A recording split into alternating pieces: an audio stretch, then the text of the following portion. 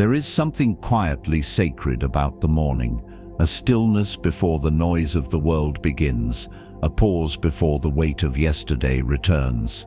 For many older adults, waking up isn't always accompanied by energy or anticipation. Sometimes it's just quiet, and in that quiet, our thoughts begin to stir about the aches that linger, the people we miss, or the time that seems to be moving faster than ever. But what if, just what if, the first thought we welcomed in the morning wasn't worry, but gratitude? In Buddhist teaching, each breath, each new sunrise is an invitation, not just to live, but to awaken, to meet life as it is without resistance, and to bow gently to its gifts, both large and small. Gratitude in this light isn't about pretending that everything is perfect. It's about seeing clearly, about understanding that even in the ordinary, the warm cup of tea, the way sunlight dances across the window pane, the breath that rises and falls without effort, there is wonder, there is peace, there is presence. This isn't about toxic positivity or forcing a smile when your heart feels heavy. No, it's about training the heart, gently day by day, to notice what's already here. The Buddha once said, "Let us rise up and be thankful, for if we didn't learn a lot today, at least we learned a little." Gratitude is not a performance. It is a quiet, personal prayer, a way of relating to life that changes what we see, not outside of us, but within. And so in this reflection, we won't rush, we won't force. We'll take a slower, deeper journey into the heart of gratitude, not as a feeling to chase, but as a practice to return to. With each breath, we'll remember everything we need to feel whole, to feel safe, to feel alive, is already within us. Let's begin. 1. Gratitude as the first breath of the day.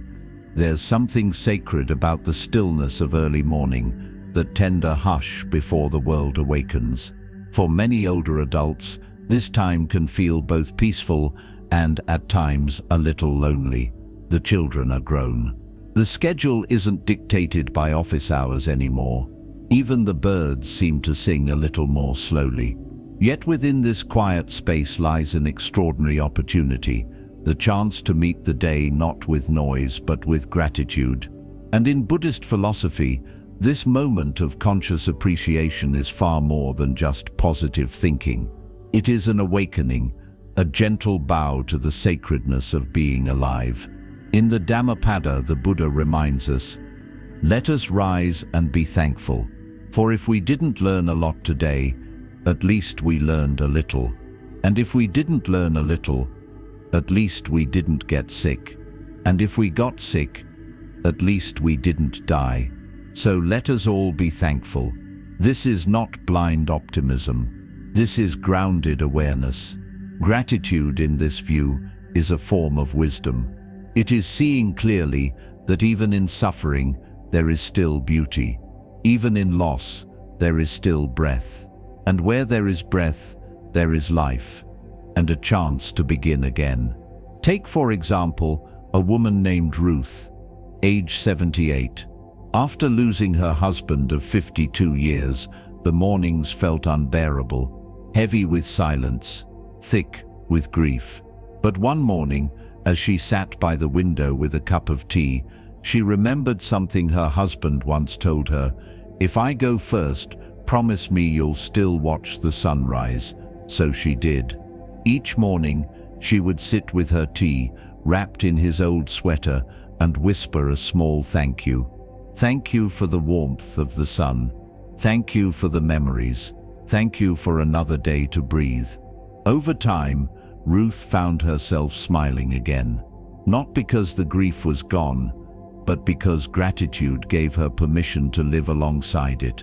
She wasn't escaping the pain, she was softening it, moment by moment, with simple acts of appreciation.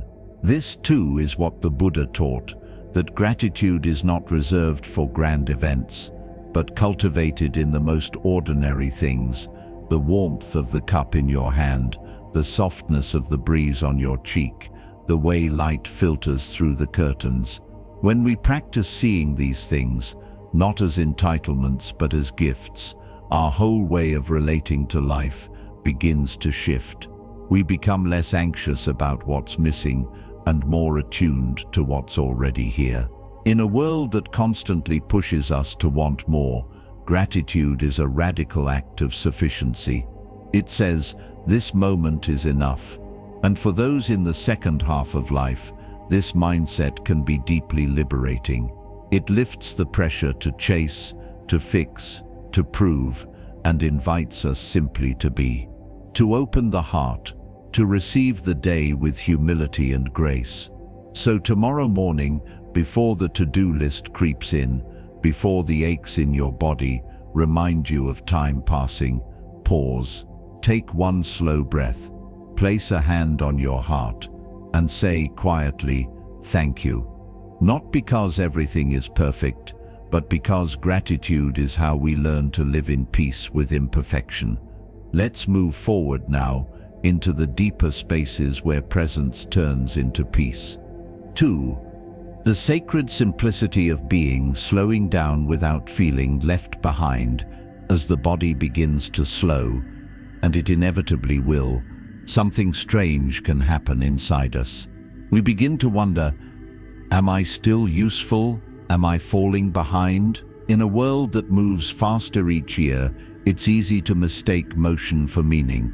But Buddhism offers us a different lens, one that turns this slowing down not into a decline, but into a doorway into presence, into listening, into being. There's a well-known Buddhist parable where a student asked the master, "What is enlightenment?" The teacher responded, "When hungry, eat. When tired, sleep." At first glance, it seems too simple to be profound.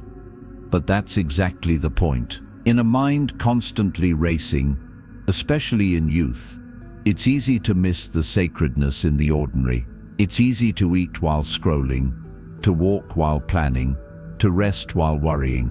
But as the body softens with age, we are gifted the space to return to the moment, to really taste the food, to feel the breath, to walk not to get somewhere, but just to walk. This, the Buddha would say, is where true peace begins. Let me share a story with you, one that might sound familiar. James, a 73-year-old former truck driver, used to spend his days on the road, rushing from one delivery to the next. Retired now, he found the sudden stillness unbearable. He said, "I felt like the brakes slammed on my life." His hands ached from decades of gripping the wheel, and the silence of his empty house was louder than any highway. But after a few restless months, he started doing something unexpected. He sat on his porch, that's it, every morning, just before 8 a.m., the time he used to start his routes. He made a cup of black coffee and sat in a rocking chair facing east. At first, he did it out of habit, but gradually he noticed things. The same two birds came by each day, the way the sun rose, not suddenly, but shyly, like it was gently asking permission to begin again. James didn't call it meditation, but that's what it became, a ritual of noticing, of arriving, of being fully, deeply, quietly alive. This is what happens when the body slows. The soul gets louder, and not in shouts, but in whispers. You begin to hear what you've ignored for decades, the rhythm of your breath, the ache in your heart that never quite healed, the song of the wind through half-open windows. And none of this is a loss. In fact, it's the opposite. It's a return, a reuniting with the parts of yourself that had been buried beneath busyness. The world may keep spinning fast, but that doesn't mean we must. In Buddhist teachings, there's a principle called non-striving. It's the radical idea that peace is not something we chase, but something we uncover by stopping, by sitting, by noticing that it was always here, waiting. So if your knees creak now when you rise, If your days stretch a little longer and the rush has quieted, don't see that as fading. See it as ripening. You've earned the stillness, and in that stillness, you might hear something far more valuable than the latest news or the fastest trend. You might hear your soul whispering, "Welcome home." 3. Gratitude as medicine. The healing power of saying thank you. There's a quiet truth that often goes unnoticed in a world obsessed with doing more, having more, and fixing what's broken. And that is the sheer power of gratitude. Not the kind we mutter politely out of habit, but the deep, heart-rooted kind. The kind that rises not because everything is perfect, but because we've begun to see the sacred in what's already here. In Buddhism, gratitude isn't seen as an accessory to spiritual life. It is the very fabric of it. The Buddha himself once said, "A person of gratitude shines like a bright light." And for those of us entering the later chapters of life, that light becomes even more essential, not only for our spirit, but for our physical well-being. Modern medicine now echoes this ancient wisdom. Numerous studies show that consistent gratitude practice lowers blood pressure, improves sleep, reduces inflammation, and strengthens the immune system. But more than statistics, there's something profoundly human that happens when we start noticing, truly noticing, what remains rather than what's been lost. Take, for instance, the story of Ellen, a 78-year-old woman who had recently lost her partner of over 50 years. Grief, as expected, hit hard. The mornings were the worst. She would wake to the sound of silence, the absence of her husband's breathing, his coffee pot humming, the soft shuffle of his slippers. For months, she felt hollow, until one morning, sitting at her kitchen table, she began writing down just one thing she was grateful for. At first, it felt forced. The sun came out. I made it through the night. But over time, her list grew. My granddaughter called. The roses bloomed. I laughed today. That small act, no more than 5 minutes each day, slowly shifted her. Not because the pain vanished, but because her heart found space for more than sorrow. She started smiling again, breathing deeper, and most importantly, feeling alive, not just surviving. Gratitude doesn't require grand events. It lives in the little things: a warm cup of tea, a neighbor waving from across the street, a body that, while slower, still carries you through the day. When the Buddha spoke of sati, mindfulness, he often paired it with appreciation. To be mindful is not just to notice life, but to revere it. Here's the beautiful twist. The more you practice gratitude, the more there is to be grateful for. Not because your circumstances magically change, but because your perception deepens. The same breath you once took for granted becomes a miracle. The same sky becomes a canvas. The same old wrinkles on your hands start to look like rivers that remember every moment you've lived. So if you're waking up each day wondering what's left, start here. Say thank you, even if it's just for the breath, for the light through the window, for the memory that still warms your chest. Gratitude is not just a virtue, it is medicine. It's how we transform the ordinary into the extraordinary. How we shift from feeling empty to being full, not with things, but with life itself. And in that fullness, the soul begins to hum a quiet song of peace. 4. Acceptance over resistance. Making peace with the changing body. There's something deeply humbling, and at times frustrating, about watching your body change as the years go by. The joints creak a little louder. The stairs feel a bit steeper. The memory takes longer to retrieve names that used to come instantly.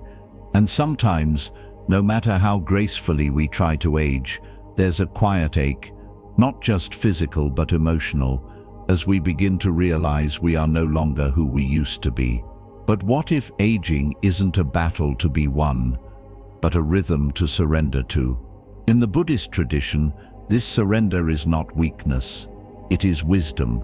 The Buddha taught impermanence not as a punishment, but as the essence of all life. All conditioned things are impermanent, he said. When one sees this with wisdom, one turns away from suffering. And this applies as much to the body as it does to everything else we love and fear losing. You see, it's not the slowing down that causes suffering. It's our resistance to it. The comparison to our younger selves, the longing for what once was, the quiet shame we feel when we need to ask for help, or the pride that keeps us from using a cane, or wearing hearing aids, or admitting we're tired. But these small acts of resistance build an inner tension, a tug of war between how things are and how we wish they still were. Let's meet Harold, a retired firefighter, now in his early 80s. Once the strongest man in his family, the one who could lift with ease, move with speed, carry others when they couldn't carry themselves. But recently, he began noticing tremors in his hands and stiffness in his knees. At first he resisted, refused to sit down during family events, pushed himself on long walks, even when it hurt. Until one day, after a minor fall in his garden, his granddaughter sat beside him and said, "Grandpa, strength doesn't mean pretending you're not tired. It means knowing when to rest without shame." That struck a chord. In the weeks that followed, Harold began approaching his body with kindness, not criticism. He replaced punishment with patience. He began stretching each morning, not to fight the stiffness, but to meet it with breath. He slowed his walks and noticed more around him, the flowers blooming, the birds he used to miss. In making peace with his body's new pace, he found something unexpected: ease. And isn't that the quiet paradox? That in letting go of who we were, we make space for who we are now. Buddhism invites us to stop seeing the body as a project to fix, and instead as a temple to tend to, lovingly, gently, and without judgment. Your body has carried you through decades of joy and heartbreak, of labor and love. It has survived illness, weathered grief, created life, held hands, and hugged the people you love most. That deserves reverence, not resentment. So if your knees ache, honor them. If your back is bent, let it be a bow of humility, not shame. If your hands tremble, let them be the gentle rhythm of a life deeply lived. This body may no longer sprint or soar, but it still stands, it still breathes, it still holds your spirit. And in that quiet acceptance, in the soft embrace of what is, anxiety begins to dissolve. Because when we stop resisting reality, we start living within it, fully, peacefully, gratefully. 5. Stillness as medicine. Rediscovering the sacredness of slowing down. There's a strange thing that happens as we age. The world around us keeps spinning faster, while inside we begin to crave stillness. Not just a pause from physical activity, but a deeper kind of quiet. A quiet that listens instead of speaks. A quiet that isn't empty, but full of presence. And yet, in our culture, stillness is often misunderstood. It's seen as idleness, as weakness, as giving up. We're conditioned to think productivity is the only measure of worth. So when the pace of life naturally slows in our later years, many feel left behind, or worse, invisible. But Buddhism teaches something radically different, that stillness isn't the absence of life. It is the deepest form of life. In the Dhammapada, the Buddha said, "Better than 1,000 hollow words is one word that brings peace. And peace, more often than not, is born in stillness." Let me share the story of Lillian, a 76-year-old widow who lives in a small coastal town. She used to dread the long afternoons, the silence after lunch, the quiet house with no visitors, the way her footsteps echoed too loudly in the hallway. But after attending a local mindfulness retreat, something shifted in her. A monk had spoken the words, "Stillness is not the lack of movement. It's the beginning of seeing clearly."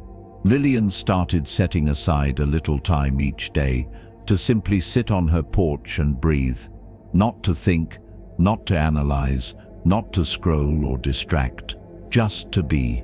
She noticed how the wind rustled through the leaves in a pattern, how the ocean's tide rose and fell like a breath, how even in stillness life continued, rhythmically, tenderly, effortlessly.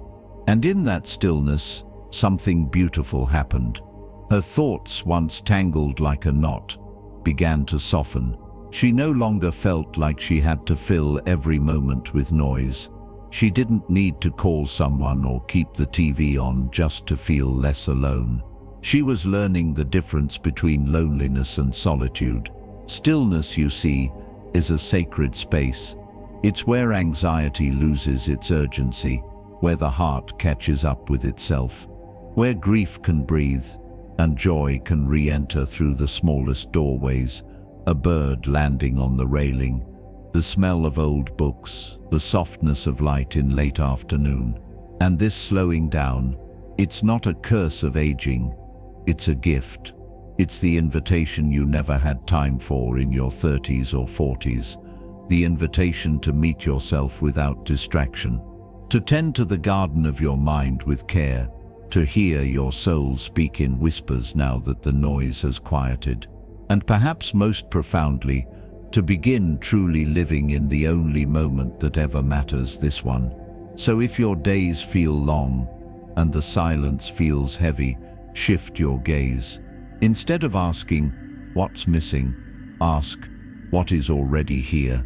Because in this stillness, there is wisdom, there is grace, and maybe, just maybe, there is a part of you that's been waiting for this all along. 6. Returning to the breath, a gentle anchor for the wandering mind. It's remarkable, isn't it? How something as simple as the breath can be so easily overlooked. We do it thousands of times a day, without thinking, without noticing. Yet when everything else feels like it's slipping out of our grasp, when memories falter, when bodies ache, when the future feels uncertain, the breath remains. It is the one rhythm that has accompanied us since the very beginning. And in Buddhism, it is considered not just a biological function, but a sacred doorway back to the present moment. In the Satipatthana Sutta, the Buddha taught mindfulness of breathing as the foundation of awareness. When one breathes in, one knows, "I am breathing in." When one breathes out, one knows, "I am breathing out." Simple, uncomplicated, yet profoundly transformative for older adults, especially those navigating the quiet challenges of aging, grief, loneliness, illness, or the subtle erosion of identity. The breath can become a gentle anchor, not something to control, but something to return to. A reminder that no matter what happened yesterday, and no matter what tomorrow may bring, right now, we are alive, and that is enough. Let me share the story of Walter, an 83-year-old man who lost his wife of 51 years. After her passing, the house they had built together felt unbearably silent. He would sit in his chair for hours, staring at the same corner of the room, not knowing how to fill the space she left behind. The grief was not loud, it was like a low hum, a constant weight pressing on his chest. One day, his daughter gently encouraged him to attend a meditation circle at the senior center. Walter didn't think he belonged there. "I'm not spiritual," he said, but he went anyway. The teacher spoke softly and invited everyone to simply focus on their breath. No pressure to feel a certain way, no need to perform or impress, just breathe. At first, Walter found it silly, pointless even, but something curious happened. After a few sessions, he noticed that in those quiet moments, when he was simply inhaling and exhaling, the ache in his chest eased, not disappeared, but softened. The memories of his wife would rise, not as daggers, but as gentle waves. And in those few breaths, he felt connected to her, to himself, to something larger than sorrow. That is the power of mindful breathing. It does not erase our pain, but it gives us space to carry it with more grace. It doesn't demand that we change our thoughts, only that we return again and again to the place where healing begins. When the mind wanders, as it always will, the breath brings it back. When worry tries to pull us into the future, the breath reminds us, "You are here." When regret whispers from the past, the breath replies, "This moment is new." No matter how much your body has changed, no matter how many goodbyes you've said, no matter how quiet life has become, your breath is still with you, and it will carry you through. So take a moment now, place a hand on your heart, feel it rise and fall. Let that be enough. As we arrive at the end of this quiet journey together, let's take a gentle breath and look back at what we've embraced. Through every affirmation we've returned, again and again, to the sacred space of gratitude, not just as a feel-good practice, but as a way of living, a way of seeing, and above all, a way of being. We explored how gratitude isn't about ignoring the hard parts of life, but about holding both joy and sorrow with the same open heart. We learned that even in the face of aging, grief, or uncertainty, there are always unseen blessings, moments of beauty, of connection, of breath, whispering that life is still unfolding in your favor. We've reminded ourselves that everything is always working out, not because the world is perfect, but because our perspective can be. Because when we live from the heart, with compassion, trust, and deep appreciation, we align ourselves with the natural rhythm of life.